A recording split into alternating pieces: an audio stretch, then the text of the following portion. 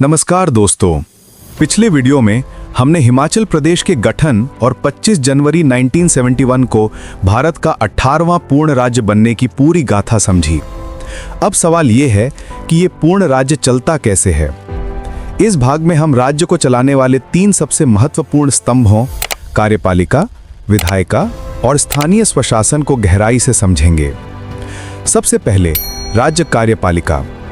ये शक्ति 2 प्रमुखों पर टिकी है। राज्यपाल।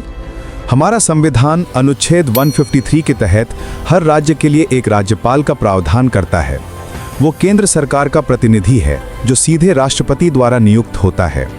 राज्यपाल के पास राज्य की पूरी कार्यकारी शक्ति आर्टिकल 154 निहित होती है, भले ही वो नाम मात्र का ही प्रमुख क्यों ना हो। उनकी महत्वपूर्ण शक्तियां, वो मुख्यमंत्री की नियुक्ति तो करता ही है, साथ ही वो विधानसभा को भंग भी कर सकता है। और याद रखिए, जब विधानसभा सत्र में ना हो तो राज्यपाल को अध्यादेश जारी करने की शक्ति प्राप्त होती है, आर्टिकल 213। वो राज्य के सभी विश्वविद्यालयों का कुलपति भी होता है। हमारे पहले राज्यपाल थे एस चक्रवर्ती 1971 में पूर्ण राज्य बनने पर, और पहली महिला राज्यपाल थी शीला कौल। दूसरी ओर मुख्यमंत्री राज्य सरकार का वास्तविक कार्यकारी प्रमुख होता है। अनुच्छेद 164 के तहत उसे राज्यपाल द्वारा नियुक्त किया जाता है।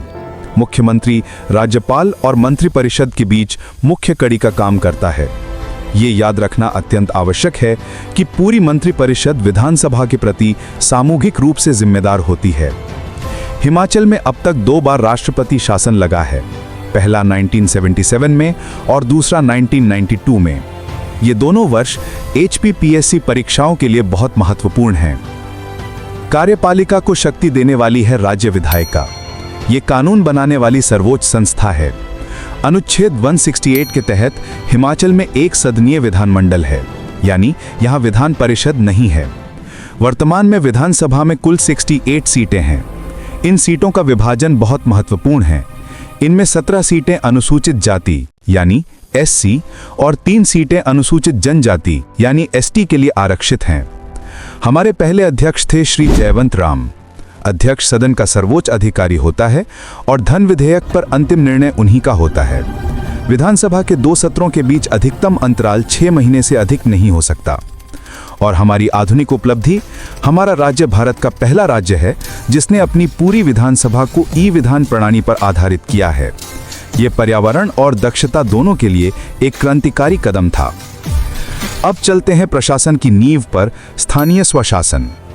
ये ढांचा 73rd और 74th संवैधानिक संशोधन 1993 पर आधारित है, जिसे हिमाचल में HP पंचायती राज अधिनियम 1994 के तहत लागू किया गया।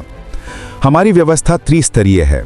सबसे ऊपर 12 जिला परिषदें, मध्य में लगभग 80 पंचायत समितियां और आधार पर 3615 ग्राम पंचायतें।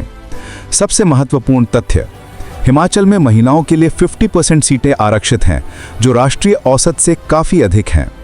इसके अलावा नगर निगम, नगर परिषद और नगर पंचायतें शहरी निकायों का प्रबंधन करती हैं। तो इस भाग में हमने हिमाचल के पूरे राजनीतिक और प्रशासनिक ढांचे को समझा।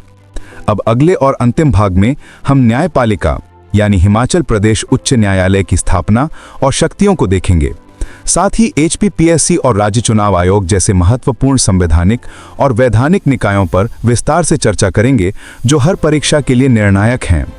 अगर ये विस्तृत जानकारी आपको पसंद आई हो तो इस वीडियो को लाइक करें, शेयर करें और पूरी तैयारी के लिए चैनल को सब्सक्राइब करना ना भूलें।